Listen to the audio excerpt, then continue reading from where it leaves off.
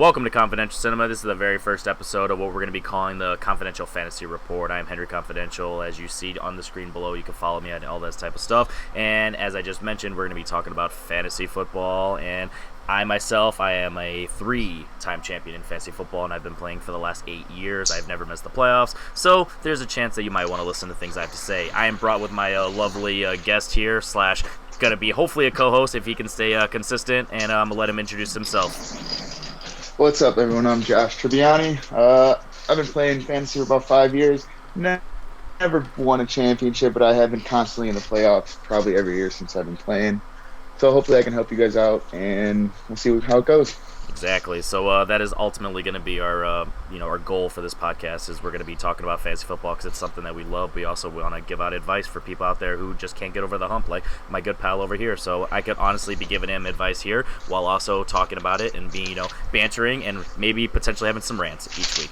So what we decided for the first episode is we want to do a little bit of predictions for the season, because at the end of the year, there's always players that are in the top 10 of each position, but at the beginning of the season they did not look like that they were going to make that. So we're going to go ahead and talk about our predictions for each position and see what we're going to get, and at the end of the season we'll look back and see how smart we were in terms of our predictions. So without further ado, we'll go 3 at a time. So we'll do 10-9-8, 10-9-8. 6-5, 6-5, 4-3, 4-3, blah blah blah. Just add a little bit of suspense, because just in case there's some picks in here that are some shockers, and we do not know each other's lists. So let's go ahead and talk about it. I'm gonna start with my number 10 for the quarterback. Number 10, I have Matt Ryan. He has a pretty explosive offense. Yeah, pretty explosive offense. That's slow. He's confident, but I also have some players in here that might have a little bit better legs. At number 9, I have Carson Wentz. I really do believe he's gonna make a comeback this season. He's got some weapons that he's comfortable on the offense with, some targets that he's gonna throw to. He has Ertz, who's pretty much like his best friend in life, and Jeffrey, who, if he can get going, it'll be worth it. And at number 8, this is gonna be my biggest surprise here. I'm actually gonna go Kyler Murray.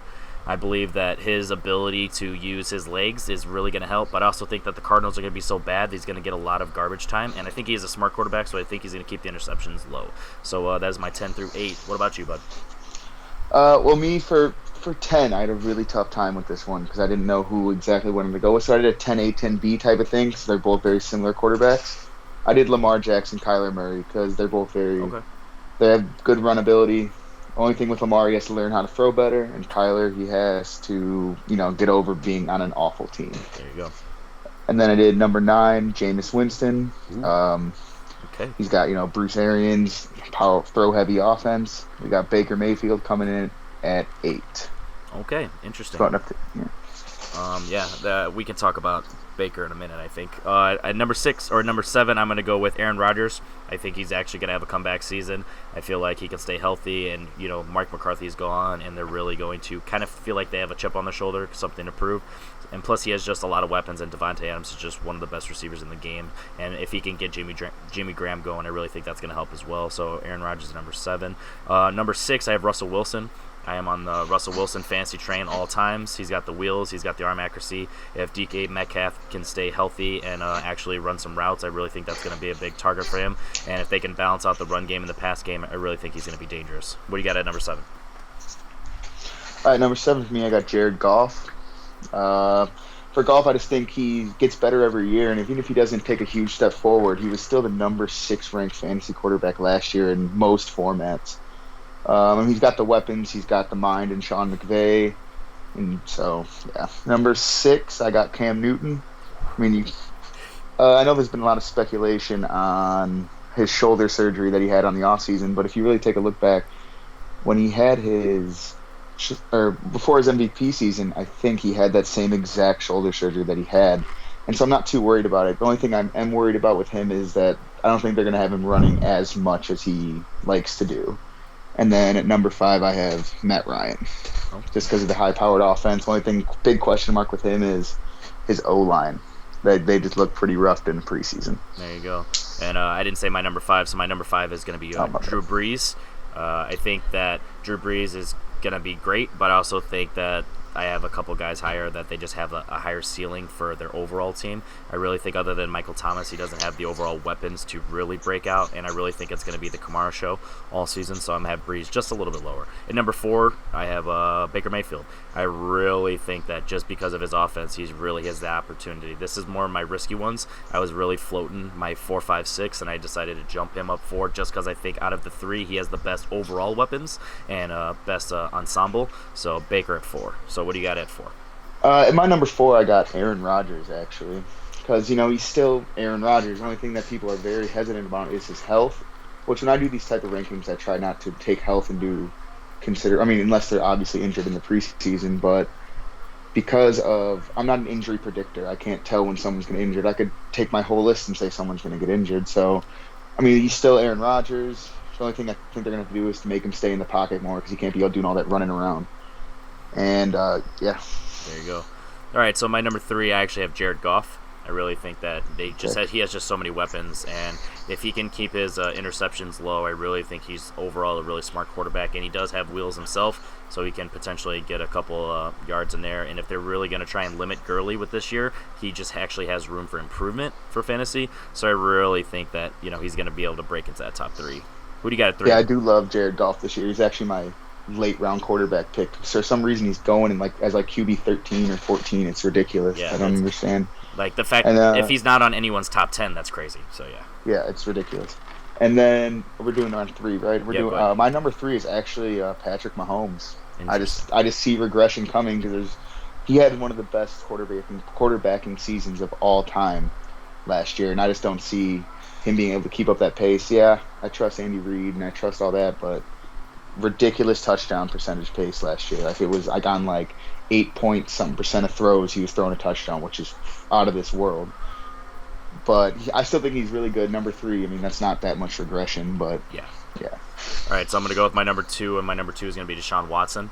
I really think that agree on that one. Okay, then we can both go ahead and talk about that. So Deshaun Watson, when you have DeAndre Hopkins, arguably the best receiver in the game, you are automatically going to just have that higher chance of just being great. And he is great himself. I really think he's a smart quarterback. He's out of everyone on this list, or out of everyone in the league, I think he's the smartest running quarterback.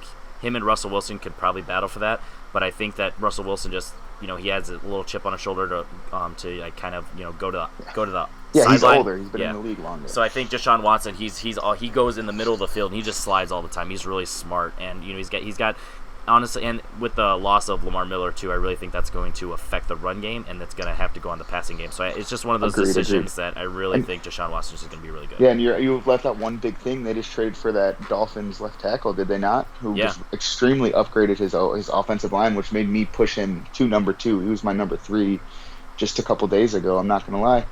But, he's got great weapons around him. He even got Duke Johnson now, so maybe they'll start throwing to the running back a little bit more. And Kiki QT and Will Fuller, nice spread the field. Yeah, and so I like Deshaun Watson. Even something with Duke Johnson too. Those are within the red zone. Just dump it to your running back and let him get you a touchdown. And for fantasy, that's still points regardless. So yeah, he just has a lot of opportunities.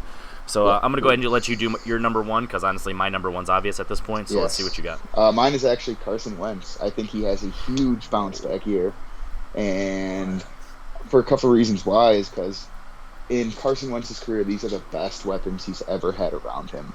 Alshon Jeffrey, Deshaun Jackson, Zach Ertz, Dallas Goedert. Is that his name? Dallas Goedert? Yeah. And then with the running backs too, even. I'm not a big Jordan Howard guy, but Miles Sanders. I love Miles Sanders this year. If he can just get to work in Doug Peterson's offense. He just has all this group of guys around him where if he can stay healthy, it's just set up for him to be amazing. Yep.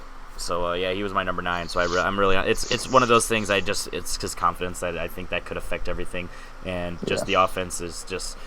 It's just I don't know, with the spread offenses. It's either going to be home run or not, and I just don't know yet. So I'm there, but not quite there. And then obviously my number 1, Patrick Mahomes. It's one of those situations where I just feel like it's a combination of the offense is just honestly that good. I am on the hype train, but I watched, because I had him on my fantasy team last year, and I watched almost every game that the Kansas City Chiefs played, and Mahomes is smart. He throws the ball where he needs to throw it. He doesn't take many risks, and when he does take risks, it's more of like the no-look passes and stuff like that the defense is not even expecting. The dumb risks. Yeah, exactly. Like, why would you even do that? But it's also a smart risk because the defense isn't expecting it, so they're not even ready to jump on it. Yeah, exactly. So sure. I'm just totally on the Patrick Mahomes hype train. Maybe he might not throw for 50 touchdowns again and for 5,000 yards. But that doesn't mean that he can't just light it up with 4,800, 4,700. Yeah, see, I was actually trying to think of what my projection of him would be, and I was thinking 38 to 42 touchdowns and about 4,700 yards, 45 to 4,700 yards. And honestly, the only reason that I it's like a one, like kind of what you said, 10A, 10B for me with Mahomes and Watson here is just because of the Tyreek Hill situation. You never know in the middle of the season something might happen and somehow they'll suspend him. So if he loses Tyreek Hill,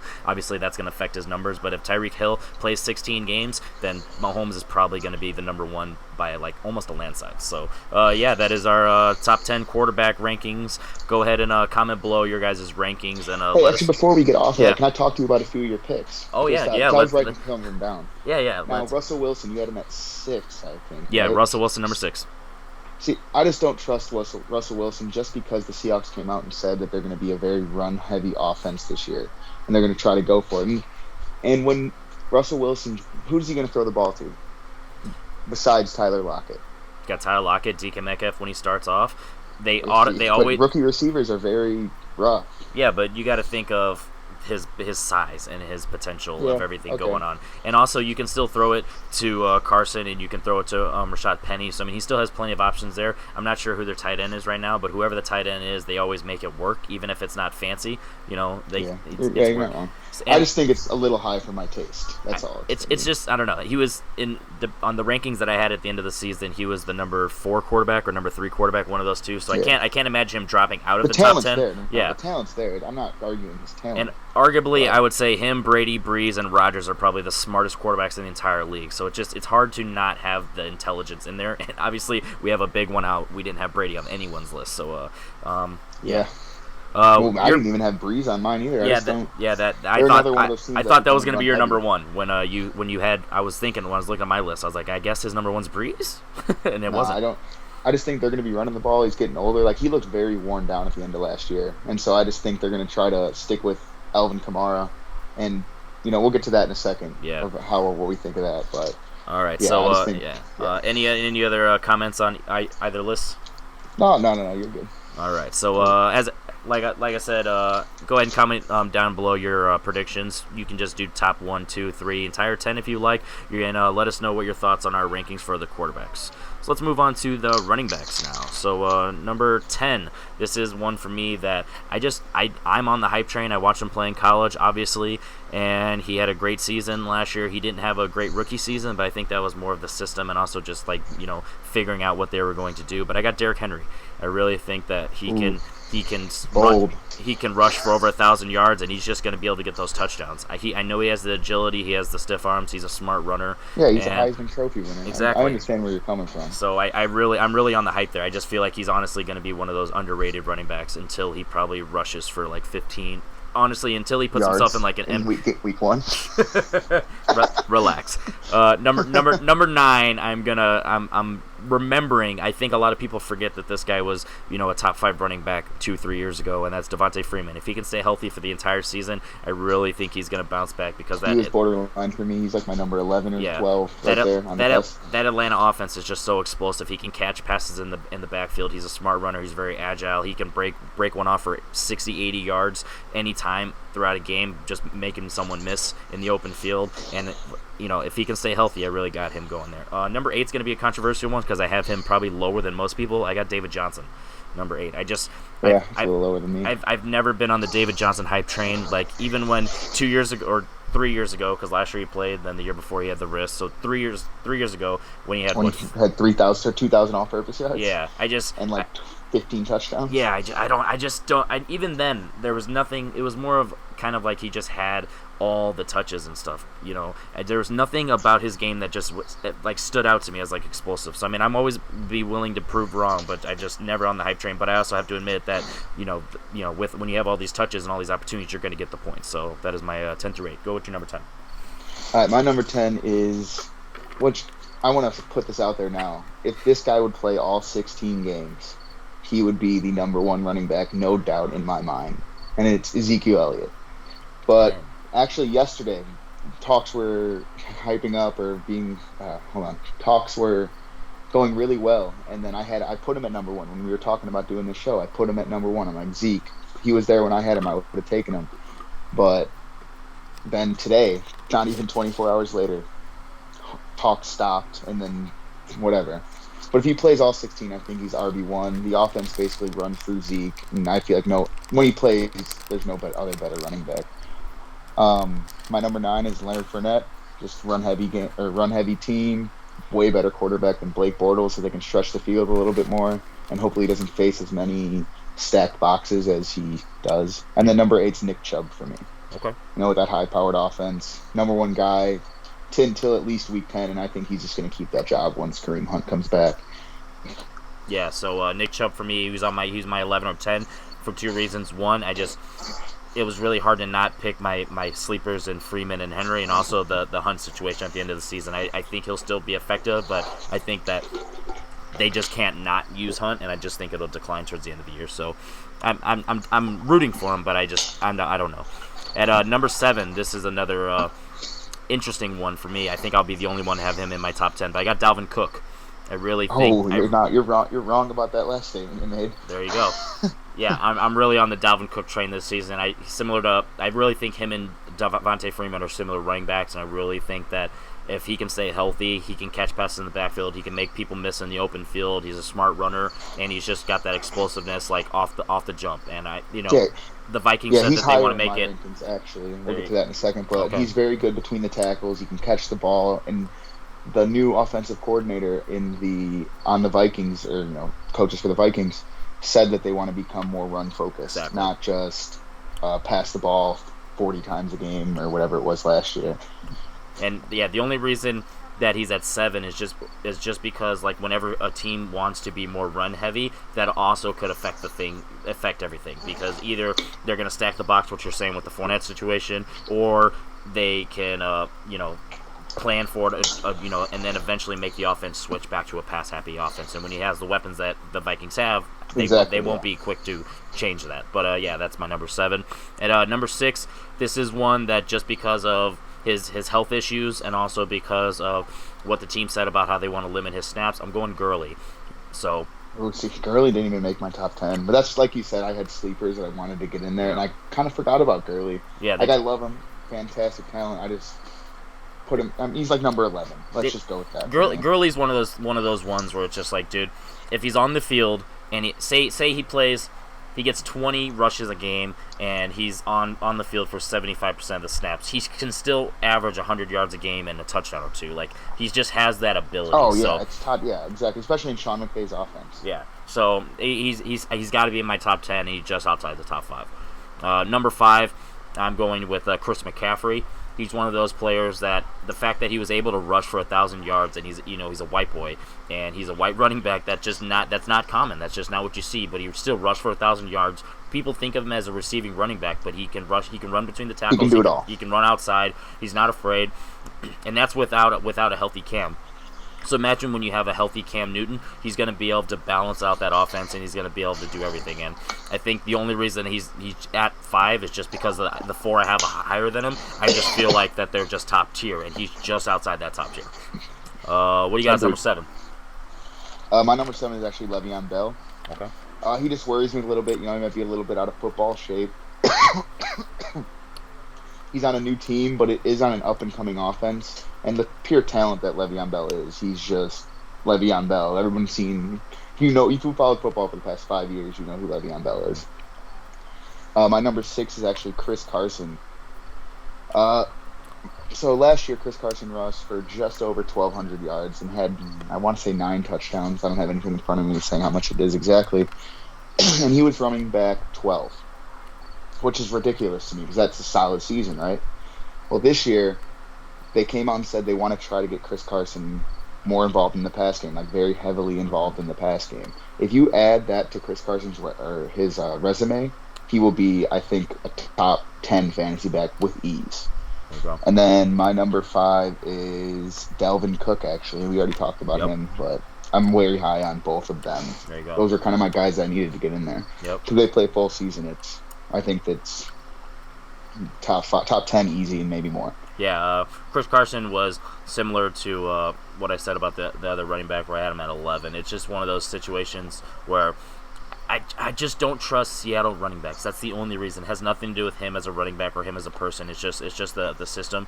You know, just like how I'm very high on Russell Wilson, no matter what. That's because I don't trust the running backs, and I just feel like the game runs through Russell Wilson, regardless of who you have on the field at running back. So he can make any receiver work, and he can also make any running back work. And they had that committee, so they might make him the focus at number 1. But I just fantasy purposes, he's just outside my top 10. But because I know he has the talent yet, just not quite there. All right, so my number 4, I have Le'Veon Bell. I follow him on Instagram, and I watch everything that he does. He is in football shape. Just because he didn't go to training camp and just because he didn't do all that stuff, he's playing football. He just does it his own way. So if that's what he's been doing his entire career, I can't expect anything to change. As long as he can stay healthy and play all 16 games, because that's the only issue with Le'Veon Bell, is health issues. But I think because he's just a runner and he's just a player, that's just what happens in life. And honestly, taking that year off could have helped him too. Like he did have that injury history, a big injury history, and giving his body a full year off of not doing it could actually do a lot for you. That could benefit so I him. understand. And because he's constantly in the gym, he's constantly working on the field, even if it's on his own private field or whatever, he's still working. So I do feel like he's in tremendous shape. So I feel like that, like you just said, that year off plus being in great shape is going to just benefit him entirely. Number 3, but there is no shape like football shape. Yeah, and that's so. I think the first 4 games could not be rough, but he could be in like the lower 10 area, and it'll just skyrocket. Like I wouldn't be surprised in the first 4 games he only has like 300 yards, and then he finishes the season with 1,500 yards. Like I just have a feeling. Number 3. I'm having the confidence here that as long as he's not out more than 4 games, that he's still going to be top 3, and that's Zeke. Because even when he was, you heard what I said about him. Yeah, exactly. Yeah. When he was suspended the other 2 seasons ago, and he didn't play all 16. I think he only played like 10 games or 12 games, something like that, and he was still in the top 5 of running backs. That is ridiculous to play little more than half a season and be in the top 5 for fantasy. He's just a monster. He's arguably if he's definitely bona fide RB1. Yeah. If he played for sure all 16. Like just straight running back, he's top 3. Like skill wise of just running back, not including like receiving and all that stuff, and not just fantasy, but running back. He is a top 3 running back, so it's hard to keep him out of the top 5, even with some potential games missing. Who's your at your 4? Saquon is at my 4 actually, but I know that seems kind of low for Saquon because he's going number 1 in every single draft. But okay, there's a stat. It is when Odell Beckham Jr. didn't play with Saquon, his average fantasy points a game took a pretty hefty dip. I mean, it was still above 17, I think. But when Odell Beckham was on the field, it was in the 20s every game. And so I just feel like they're going to have someone to stretch the field. You really think Sterling Shepard can stretch the field? Probably not. Do you think Evan Ingram can stretch the field? Yes, but if he's the only option, it'll be hard to do it regularly. And then it's just going to end up with a stuffed box more than half the time, I want to say. And then, I just don't... I trust Saquon. I trust the talent, so that's why I still got him at 4, which isn't, like, insulting or anything. Yeah. But, that's my take on Saquon. We got 3. I got DJ, David Johnson, number 3 for me. Unlike you, I believe in that season that he had a couple years ago. The year after that, freak injury, broke his wrist on some weird tackle or whatever. And then last year, the team was just so bad. Like, he was the number 10 running back in half-point PPR formats, and he was awful. Or the team was awful. He didn't do great himself. They have the worst O-line in the league. But now I think with Kyler Murray, with Cliff Kingsbury's offense, I think he will do good. Excel. So blossom. Yeah, exactly. All right, so my number 2, I have Saquon. I actually do agree with some points you said about the offense and all that type of stuff. I feel like there's going to be some not regression, but there's going to be something holding him back, whether it's team scouting him. You know, I still feel like he can average 100 yards a game, and I still feel like he can rush for 10 touchdowns. So that's why I'm at number 2. But I just feel like the X factor, or the team itself, is going to be holding him back. So that's why I don't have him at number 1. Who's your number 2? Christian McCaffrey, actually. I know we did a draft actually very recently, your live draft, and I did not want to take Christian McCaffrey, and that's nothing against him. I just never liked the way my teams came out when I got the number 3 pick. Yeah. I had a couple of drafts, and I just never liked the way my team came out, so I wanted to trade back in the draft. But I mean, I'm not mad I have him. I love having Christian McCaffrey. Great pass catching back, a healthy Cam Newton, and even when Cam wasn't healthy, he was still feeding in the ball, those dump off passes or whatever. And I think it's looking like we agree on number 1 then. That is exactly it. Alvin Kamara. And that the reason why I had that caveat earlier of talking about Zeke being a top 3 running back if you take passing out of it is because Alvin Kamara is the exact same thing I was saying about Dalvin Cook and Freeman is he can break tackles in the open field, but he can do that in the running and passing. So I feel like and I feel like overall the New Orleans Saints have a better offense. They're more high-powered. They're more likely to average 30 points a game versus the Carolina Panthers. A Sean McVay offense. And a Sean Payton offense. And I think that's the only it factor that's going to separate him from McCaffrey, which is why I have that drastic gap between 1 and 5. But other than that, they're ultimately very similar players. He's tough. He's not afraid to jump over players, jump around players, get in between the tackles. He's now definitely the number 1 back, which could without Mark Ingram there. That could potentially ruin things, but we'll see we'll see. He's either definitely going to be the guaranteed number 1, or he could take a dip. But I'm willing to take that risk with my prediction. No, 100%, and no Mark Ingram. Like the first 4 games last year when Mark Ingram was suspended, every single one of those games except one, he had over 30 points. Yeah. 30 fantasy points in half-point PPR formats, which is ridiculous. And even if Latavius Murray does very well, he's not going to do what Mark Ingram did 2 years ago where they were both top 10 fantasy backs. So I'm very high on Latavius Murray this year, even if he steps into a slightly smaller role than Ingram had the past couple of years. I still think Alvin Kamara will just destroy the league, especially because they're going to be a very run-heavy offense. Exactly. I think. So, especially around the goal line. Exactly. And that's like I say, he's not afraid to get in between tackles. He's going to catch passes out. He's going to get those dump passes. Drew Brees likes to throw that little foot pass, that little weird running back screen that they do all the time, and that's just perfect for Kamara's gameplay. So the only one I really want to talk about on your list is Fournette. I really like Fournette. I was a hater out of college because I'm an Alabama fan, so I watched him all the time playing at LSU, and there was something about him that I was just like, I don't know. Mentally, I don't think he's tough. Physically, he's tough as nails, but mentally, I don't think he's tough. So going through this Jacksonville offense, if they can be high rolling the entire season, then I would gladly put him in the top 10. I just don't know if that's going to happen, whether it's not right away or whether it's not consistently all season, so I'm just not all there on the Fournette train. I would give him top 15 for sure, more like 13, 14, just because I'm not confident on him right now. But honestly, like I told you earlier, we'll finish your thought and then we'll. No, it was just like I was just saying, I respect you have him on the list, and I'm not surprised if I see him on other lists in the future too.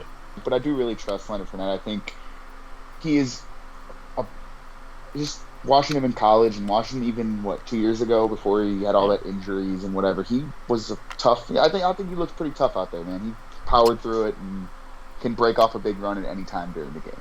Yeah, like this is one of the ones where fantasy-wise for the entire league, running back is not deep. But when you're thinking of like top 10, top 15, honestly, I don't see much difference from like 4 to 15, to be honest, for most of these running backs. Like I don't have Chubb on my list. I don't have Fournette on my list. I don't have. I can't think off the top of the name. Like who else would be in that? Kerryon Johnson. He was almost on my list. Yeah, Kerryon Johnson. So Marlon Mack. There's a lot of running backs that could be. I don't like Marlon Mack. I like him less without Andrew Luck actually, because he was very good in high or positive game scripts because he could just run the clock down. When Andrew Luck was winning the game for him, he would just run the clock down. Not garbage time, but when the game didn't really, when they were just trying to win the game. Well, actually, there's something I do want to bring up. I just thought about neither of us is James Conner on our top 10. That's pretty crazy. He's up there too in that 11 to 15 or 11 to 16. It's just there's risk with every one of these players. Yeah, and even besides the top 4, there's risk with that's what I'm saying. One. So I would say from 4 to 15, 5 to 15, I wouldn't be surprised if there's only like 20, 30 points separating them. So and then there's always that random guy that got drafted. Undrafted, actually, that somehow gets in the top 10. Exactly. Devin Singletary. I was just about to say that with that LaShawn McCoy. I was literally going to say Singletary. That's funny. All right, so everybody listening to this part of the segment, go ahead and comment below your thoughts on either. your thoughts on both of our lists. Let us know how wrong we are for not having Saquon number 1, how wrong he is for having Elliott so low, or how wrong I am for having him so high, and our disparaging on Bell, McCaffrey, Gurley, all that type of stuff. And obviously comment below your rankings, whether it's number 1, 2, 3, 4, all 10, however you want to go about it. So, yeah. Alrighty, now we're going to move on to wide receivers. And I'm going to start off by saying I feel like wide receivers needs to be talked about in terms of full point PPR, because Josh keeps bringing up his half point PPR, so I don't know what his ranking is, but based on my ranking, it's full point PPR. So I'm going to go ahead and start off with my number 10, and this is going to blow everyone's mind. My number 10 is Tyreek Hill.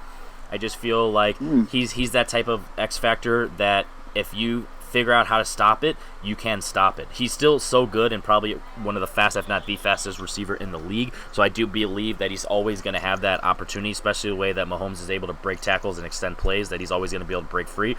But for the entire season, I just don't know if he's necessarily going to be able to keep up what he was able to do last year. So I'm just a little lower on him. At number 9, I have probably one of the most consistent and most underrated receivers on the top 10 for fantasy every year for like the last 3-4 years. That's Mike Evans. I feel like he's going to consistently bring you exactly what you need, and if Jameis Winston can get better in this Bruce Arians offense, then potentially Mike Evans is too low.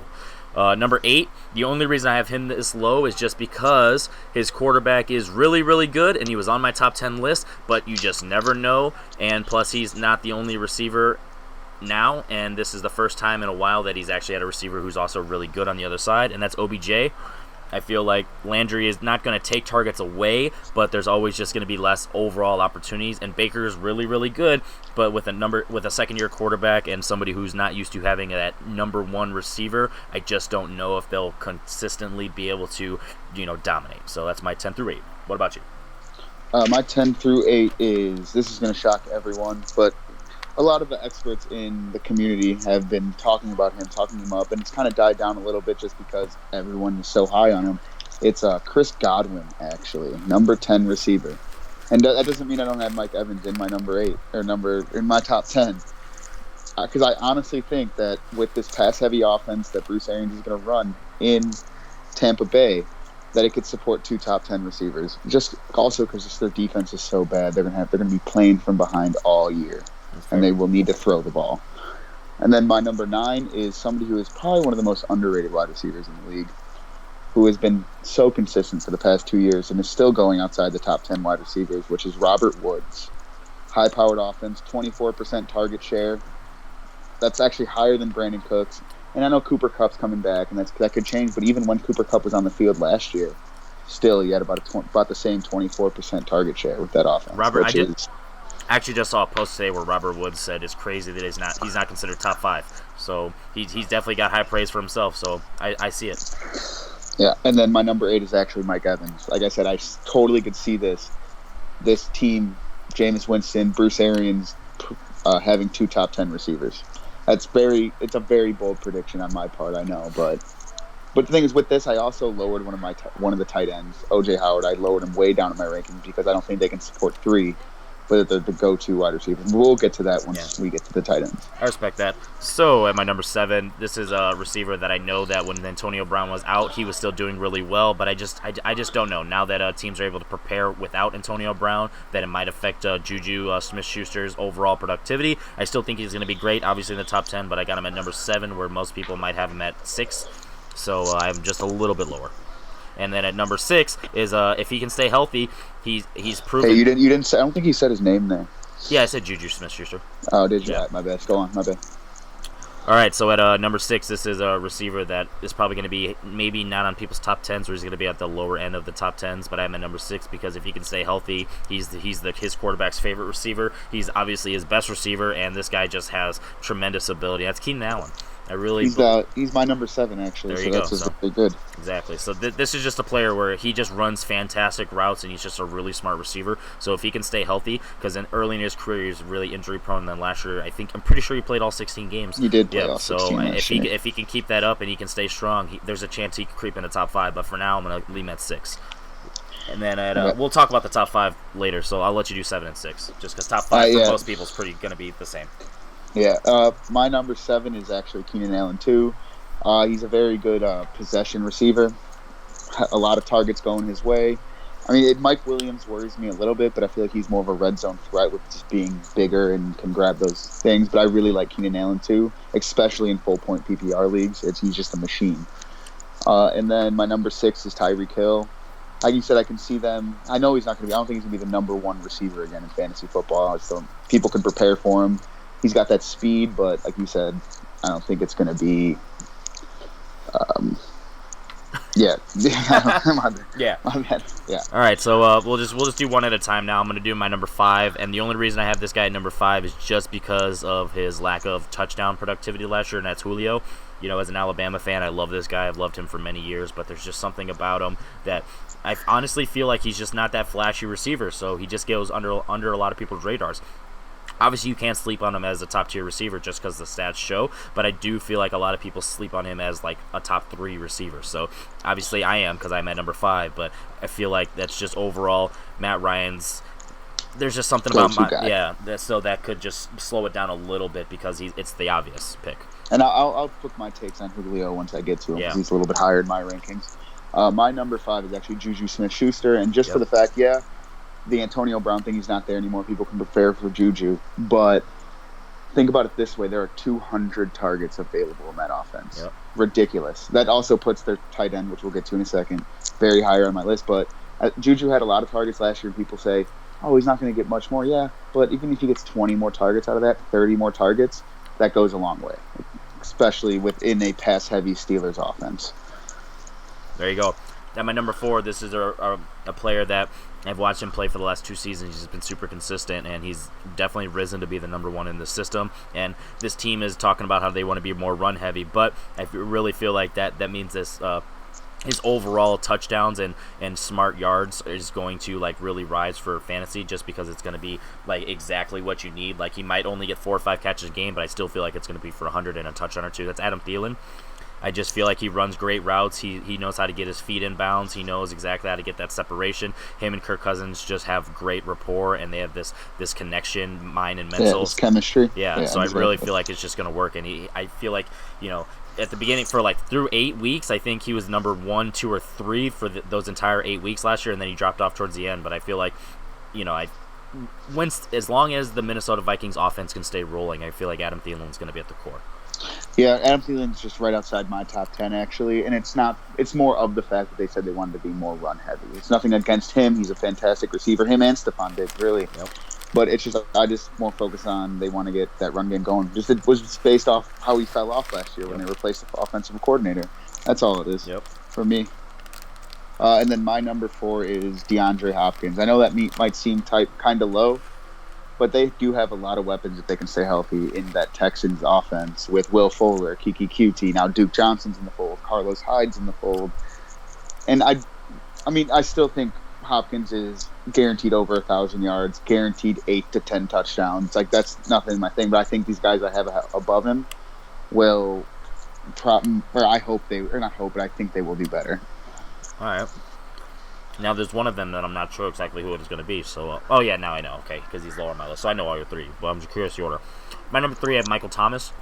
I don't know if he's the best route runner out of my top 3, and that's the only reason I'm a little bit lower, because when you have an offense like Drew Brees, who's just going to be quick off the gate with his throws, I feel like sometimes I've watched some of the Saints games where they were just off, where it's like he was running a post and Drew Brees threw a corner or vice versa, and there's just situations like that where there's just something missing for him to be number 1 or 2 at all times. But he's just so big, and he can get that separation as a big guy for the deep routes or being in the red zone. And I feel like the touchdown game's going to be there, 10 to 12, and I still think he's going to get 1,200 yards, give or take. So top 3 still, Michael Thomas.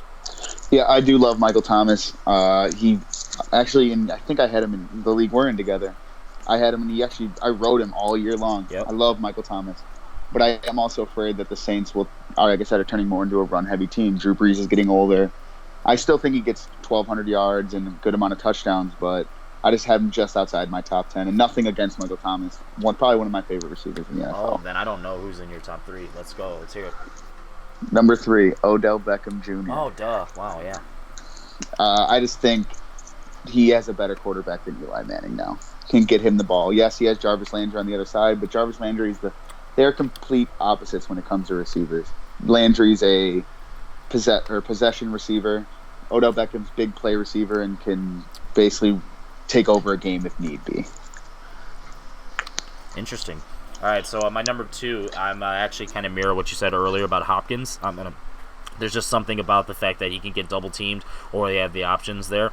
But I do feel like whenever you have a clear number 1 talent, but you also have talent surrounding you, that still helps your odds because instead of being triple teamed or double teamed, you have to single or double team. You know what I mean? So there's always one less person that's going to be on you just because of the talent around you. So he's my number 2, but only because I feel like that's surrounding help. But he's still a beast. He's going to catch things that he shouldn't catch. He's going to catch balls that should be on the ground. He's going to be able to catch 20 feet in the air. He's fantastic. He's a great route runner. He's able to keeps his feet in all the time, and he's just high. DeAndre Hopkins is amazing. That's just what you're getting at. And my number 2 is actually Julio Jones. And you mentioned that you're afraid of the touchdown efficiency and how he doesn't get touchdowns a lot. Well, if you look at the last half of last year, he scored 6 touchdowns in the last 8 games. And if they can continue up that pace, and he even gets up to 10 touchdowns, maybe 8 to 10 touchdowns, and what has Julio averaged for the past 4 years? 1,500 yards? Pretty much. That's crazy. So I think he could easily be number 2 receiver, hands down. And then I think we're, again, number 1 guy is everyone's number 1, or both of our number 1 guys. Yeah, Devontae Adams.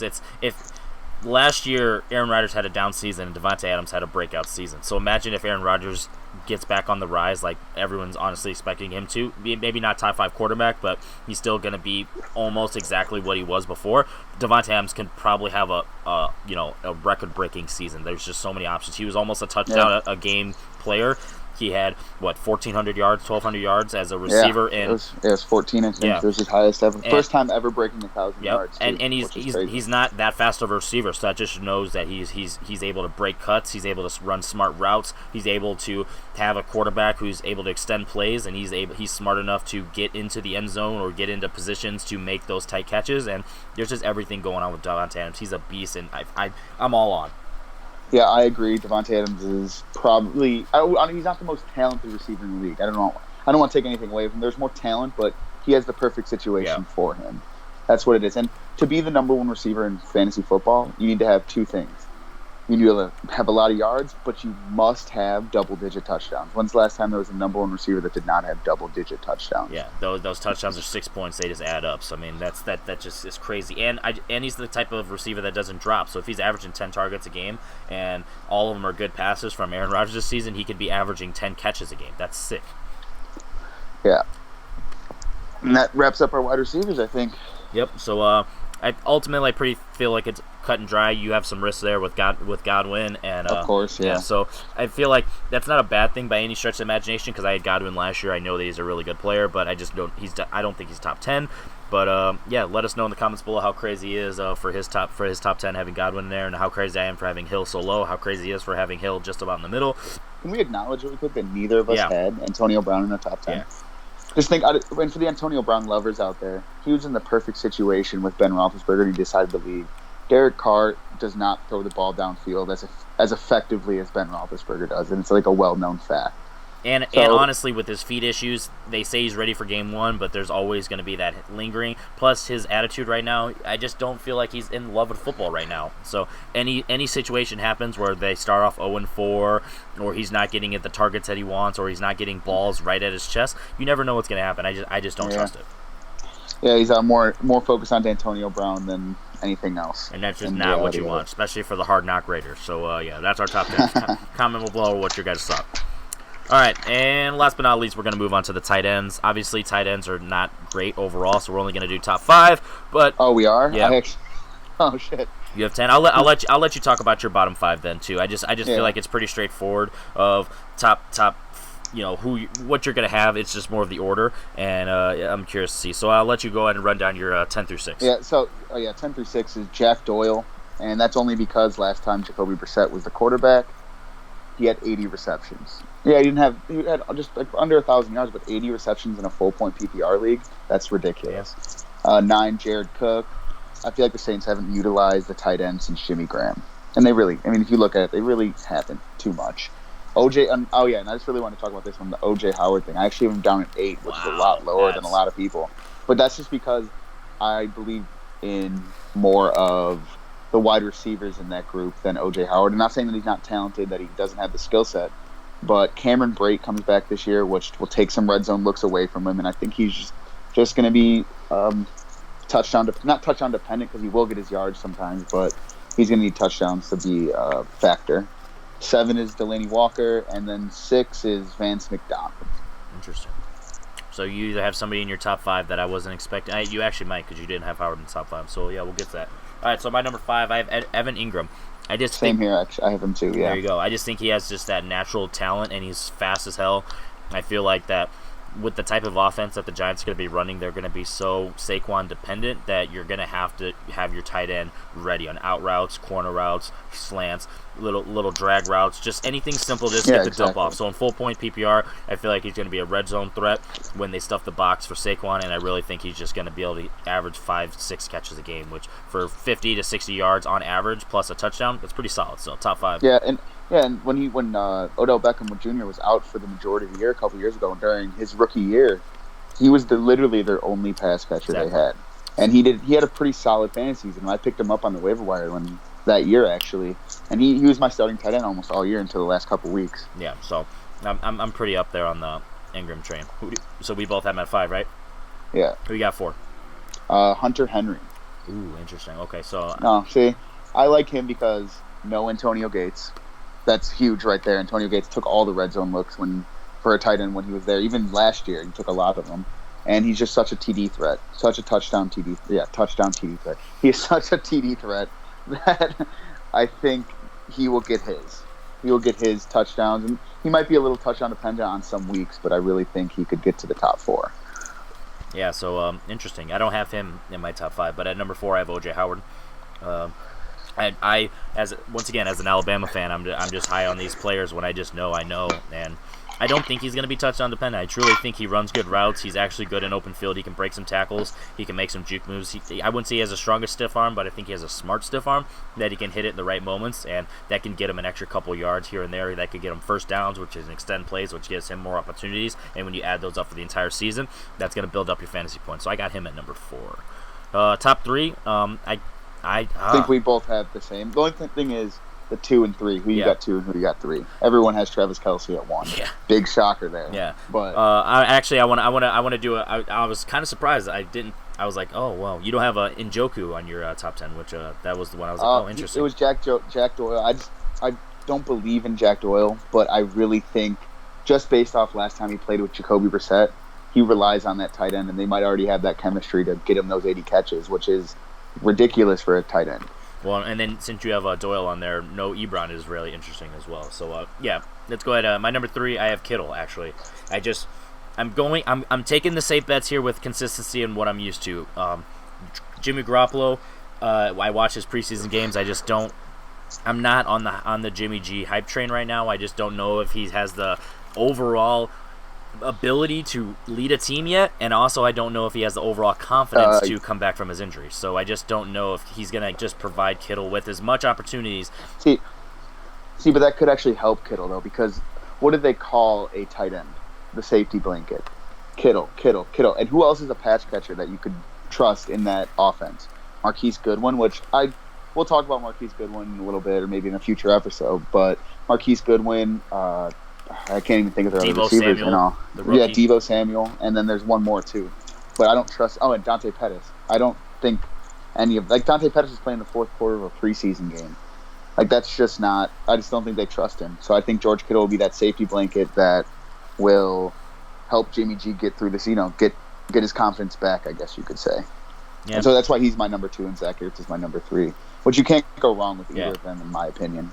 Honestly, I wouldn't be surprised if they all have 10, 15 points separating of the 3 of them, to be honest. So yeah. It was just one of those where I had to just go with the safety bet where, honestly, I wouldn't be surprised if people have Ertz at number 1, Kittle at number 1, but we have Travis Kelce at number 1. Travis Kelce, that's just a high-powered offense. So, similar with the Eagles, they have a high-powered offense. Travis Kelce at 15, actually. Sorry, okay. I just don't think he's going to do that. we just lost any potential viewers now. Yeah, no, Travis Kelce, number 1 tight end. There's really no debating it. He's honestly anymore. a receiver. That's the only difference I have between him and Ertz is Ertz is definitely a tight end with it, like his route running. He runs like a tight end. Kelsey runs like a receiver, just a really big one. And can just plow over you. And he just has that swag and that confidence to give you a couple extra yards, to run a tight end screen, to run a jet sweep with a tight end. Like, who does that type of stuff? Like, that, it's just crazy. And I trust Mahomes just a little bit more than Wentz. And like I said, I only have a separation of 5, 10, 15, 20 points of the three of them. So you can't go wrong with any of these three. I'm not surprised when people pick any of these guys in the top 2-3 rounds of their fantasy team. So you can't go wrong with these tight ends. Yeah, agreed. 100%. All right, so that's the end of the segment of the tight ends. Go ahead and comment below your top 5. Who's your number 1? If you just want to talk about your 3, the order that you're choosing, any sleepers that you have at tight ends, go ahead and let us know in the comments below. So, all right, so we're just going to end on this episode here. We want to talk about just some overall picks and people that we, potentially you should keep an eye out for in the season, whether they're waiver wire guys or guys that might get dropped or some trade bait early on in the season. So, Josh, if you want to throw a name out there. Yeah, I actually just mentioned him not too long ago when we were talking about George Kittle. Marquise Goodwin and Deebo Samuel, kind of both of them, because the ball has to go to someone besides George Kittle. He can't get 80 targets a game or 40 targets a game, and you just want to see how it plays out in the first game of the season. See who gets those targets from Jimmy Garoppolo. That's just one of mine, but I think Marquise Goodwin or Deebo Samuel. So I'm going to throw out Jamison Crowder from the Jets. I really feel like that. He's only 25, 26 years old. He runs good routes. He's a nice possession receiver. Last year he had like 800 yards or something like that. No, he only had 300 yards last year. It was the year before he had like 800 or 700 yards as like a slot type of receiver. So I just feel like in the right offense, and I feel like he can be like a safety net. He could be a tight end version of, that safety net for Sam Darnold, especially because Darnold doesn't like to throw the deep pass. So I really feel like that's someone that he's either going to get a lot of touchdowns and low yards or a lot of yards and receptions and just no touchdowns. So I really feel like he's a good sleeper to have. You got anyone else? In full point PPR, I really agree. I think we were talking about this at your draft, actually. Yeah. About when you were going to take him, because I actually thought you were, because you're a Jets fan. Yep. So I was like, when are you going to take him? Yep. But my next one is another wide receiver. Actually, it's kind of like a whole wide receiver group. They're so deep. They're so deep. So yeah, it's actually the Buffalo Bills, and it depends what kind of format you are playing in. But if you are playing in a standard league, I would try to get John Brown if he is on your waiver wire, just to see what happens. Because Josh Allen loves to throw that deep ball, and John Brown, he's quick. He's a quick guy, and he's not an awful receiver. He is a little bit above average. He just wasn't made for that Ravens offense, so that's why it just didn't work. No, he wasn't made with Lamar Jackson's Ravens offense. Joe Flacco, those first 4 weeks last year, he did very well, and then it's kind of Lamar Jackson took over, done. And then whichever one you feel, these are both very possession receivers, Zay Jones or Cole Beasley. One of those safety net type of receivers that can get you 6 yards here, but if they're catching 5-6 passes for that many yards, that's still a 10-point game. If they get 6 catches for 40 yards, 10-point solid flex play, or maybe even a touchdown here or there. Yep. Another one I want to bring up is if you're in a full PPR league, Hines from the Colts. I really feel like that if Marlon Mack is going to do the overall running, I really feel like Hines is going to be a nice safety net. I think that's a trend right now for these sleeper picks. Hines is going to be a safety net for Brissett. I don't know if he's going to have if he's going to be able to build that rapport with Hilton deep in the field, so he's going to be able to dump off it to Hines, or if they're in the red zone inside the 20, so just far enough to have him in there that you can maybe break a tackle and get a touchdown here and there. So Hines, I feel like that'd be nice, someone to keep your eye out on. Yeah, one more. Let's do one more. All right, one more. All right, then my next one will be a player on the Los Angeles Rams, actually. The actual backup to Todd Gurley, not Darrell Henderson. I don't believe he is the actual backup there. I think it is Malcolm Brown. I think he is the guy. If you think about it, they held Gurley and him both out in the 3rd preseason game at the same time and the 4th, but Darrell Henderson was still running plays and playing snaps. So I think he is the backup. They signed him They made it a point to re-sign him this offseason. They matched his contract that he got offered from someone else, so I think he's the true backup to Todd Gurley. And I'm going to go with my last one. This is a super sleeper one just because the overall running back committee on the Patriots is so deep, but Damian Harris. I really feel like that he just has that big body potential deep in the red zone, that he could be like what Rex Burkhead was last year or the year before, whenever he snapped. It was last year, I think, before he got injured, or the year before he got injured. Point is, I really feel like he can take that role of the Burkhead, like inside. You know, when Sony Michel just had like 5 or 6 in a row, he's a little tired. You don't want James White in the goal line, so you bring in Damian Williams. Boom, there's a touchdown. And so I just feel, or Damian Harris, sorry. So I think there's just chances right there for him to just not be a a top 10 running back, obviously, but just to have him on your bench for certain games, or maybe if James White gets hurt, so they need someone to step up and be a nice backup to Sony Michel. No, I do like Damian Harris. Yeah. I keep wanting to say Williams because everyone wants to talk about him, which we didn't have him on our top 10, by the way. Oh, LeSean McCoy, this is out of, we shouldn't be talking about this in the show, but I think LeSean McCoy is going to be that starter. Not week 1, maybe not week 2, but Andy Reid drafted LeSean McCoy. LeSean McCoy will be the running back 1 in Kansas City. You heard it here first. There you go. Boom. But back to Damian Harris. I really like Damian Harris, and he is, if Sony Michel gets hurt, he might never get the job back because Damian Harris is that solid of a player. Yeah, everyone's talking about Josh Jacobs out of the draft, and I was like, did you not watch Alabama all year? Damian Harris is my dude. So yeah, I don't like the overall fit for him as like a starter or a star yet, but I do feel like if something happens to Michel or James White, he could definitely step up and not give it back. Patriots running backs, LeGarrette Blount had 18 touchdowns in that offense. Exactly. So if you are the 2-down back in that offense, you have high upside TD potential, high upside touchdown potential. So, exactly. I think that wraps up the show, though, right? Yep, that is it. So, obviously, if you guys made it this far into our quote-unquote podcast, let us know your thoughts on all of our rankings, if this is the full episode at this point. So if you made it this far, obviously we appreciate you. Thank you very much. We have definitely some chemistry things we got to work on. This is the very first one, but overall I'm pretty confident on how this went down. I'm really happy on this. I love talking football. I know Josh loves talking football, so comment below any ideas of stuff you want us to talk about for fantasy football relations, players you want us to talk about, ideas of fantasy football, tips, tricks, all this type of stuff. Josh, what do you think for your first episode? Well, yeah, we definitely could. We could.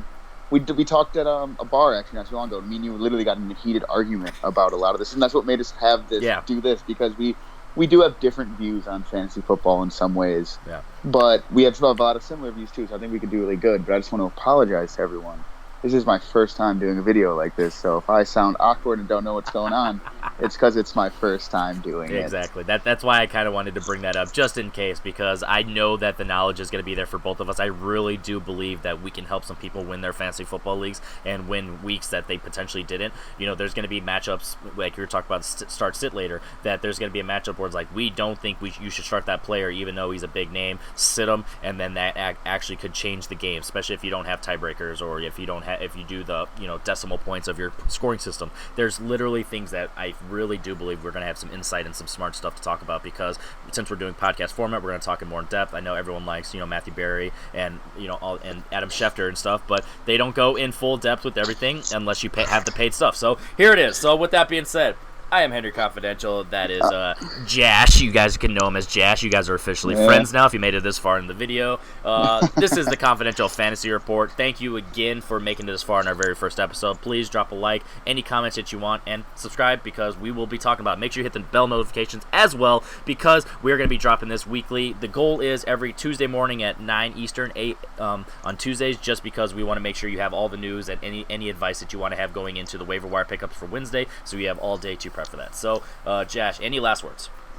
Yeah, just that if you guys keep supporting us and doing this, we will do more episodes. We just want to kind of start it slow. Yeah. If you know what I mean. See if anybody's interested in us, and here's what we have to say. But thanks everyone that watched, and we'll talk to you next Tuesday. There you go. Keep it confidential.